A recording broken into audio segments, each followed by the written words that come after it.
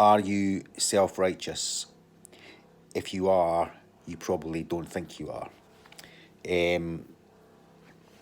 Because self-righteous people decided from themselves, by their own standards, their merit, their worthiness, how good they are. The world's full of self-righteous people, and unless they see through that, they're going to wind up in hell. Because there is a heaven and there is a hell, and to get to heaven, it is not, any other kind of righteousness, but the perfect righteousness of Jesus Christ that's going to let you through the pearly gates. Now, when someone's self-righteous, they have almost, it's really a kind of pathology, because obviously I'm a Christian. I'm presenting you with the Christian argument, so to speak, which is that none is righteous, not one. All have sinned and fallen short of the glory of God. All of your righteousness is as filthy rags. God sees you like a kind of rotten corpse, basically, because of the sin. You are presented with that, and also with the argument that you cannot get into heaven unless you are perfectly righteous, perfect. But there's a kind of mind block where self-righteous people go, yeah, but I'm not a bad person, or alternatively, I do good things. I'm a good person. People know I'm a good person.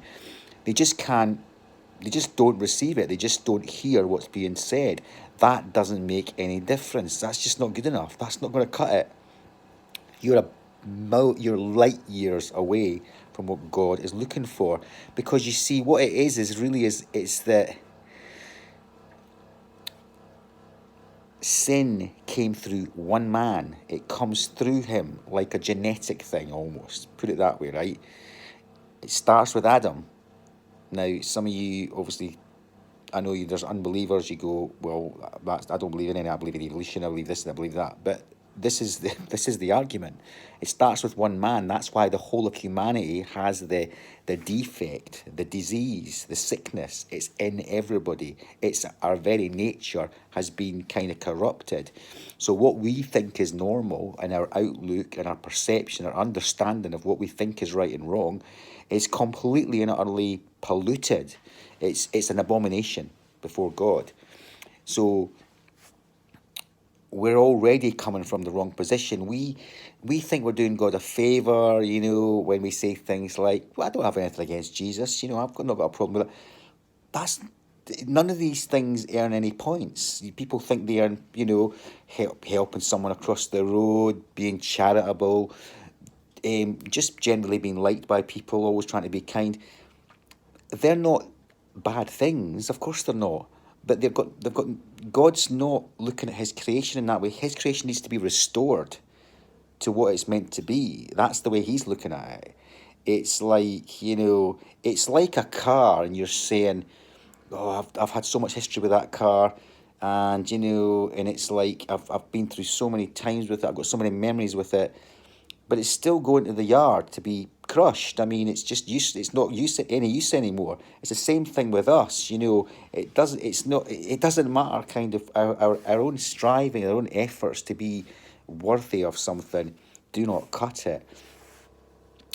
The other problem is, some of you have had a really hard lives, and you've gone through a lot, and you've suffered a lot, and you think that any God that can call himself God wouldn't punish you or send you to hell because of the kind of hell you've already been through. You think, well, my life's been an absolute. It's been such a trial. I've been through so much. I've had to overcome so much in my life. You know what I mean? And you think you kind of you scored points in that. And I'm not God. I empathise with the things that people go through, but the point is, before God, that doesn't mean anything. His position is, well, what you've gone through in your life, you shouldn't have had to go through if man hadn't fallen. Do you know what I mean? You're just a product of sin. and it's all about sin. It's like, you know, if it's not happening to you, it's happening to somebody else. If you're not doing evil, you're the subject of evil. It's all sin. Do you know what I mean? And he, as long as you're self righteous, and you believe you don't need to be justified before God in some way to get into heaven, you are going to hell, because you need to be perfect before Him. Then you might be thinking, well, nobody's perfect. But you see, before man fell, everybody was perfect because creation was perfect. It wasn't a case of being perfect, it was perfect. And then it's become sick, it's become wrong. And God's offering you the cure, right? Jesus Christ. He is perfect. He is righteous. When you believe in Him, in His death, His burial, and His resurrection, when you believe in Him, you receive His righteousness. When God sees Him on the cross, well, he sees you're being punished because Christ is there in your stead. When He looks at you, He sees Christ because you've received His righteousness.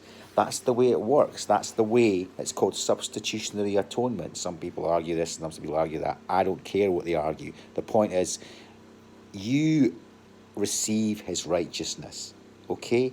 And that's the only way. That's why it is this strange thing with the cross and the crucifixion and the death of Jesus. That's why it's done this way, because it's the only way round it. Otherwise, we're all condemned. We just can't be with God. God's in this beautiful, perfect, absolutely sinless perfection, and you just can't go there. You just go to the rubbish heap. But unfortunately, the rubbish heap is, by its very nature, the opposite of what God's all about. God's all about, you know, beauty and peace and love and joy and all that. Well, it's all about despair and regret and pain and suffering, because it's what God's not. It's the graveyard of sin. It's where sin goes to, the penalty of sin is death. Death came into the world because of sin. We all die because we sin, because we are sin. We've become sin in a sense. It's in our nature. And, once we go into eternity, that sin just kind of exponentially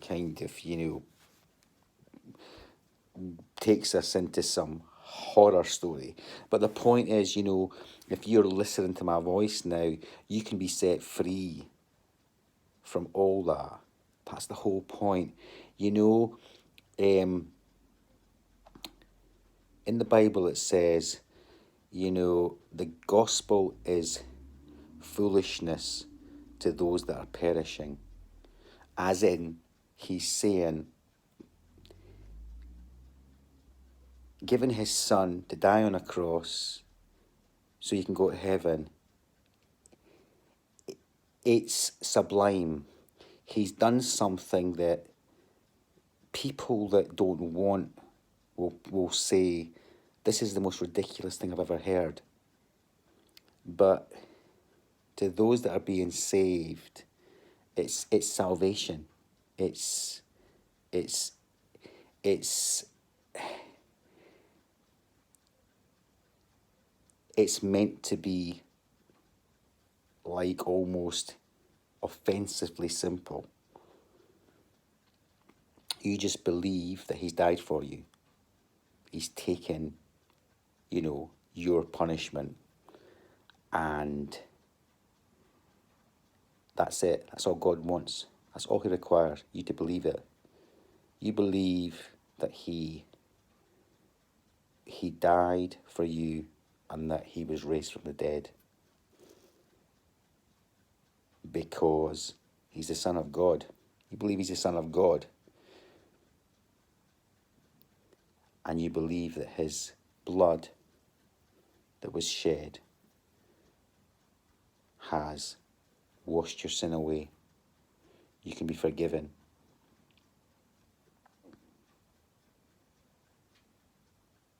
May Jesus bless you.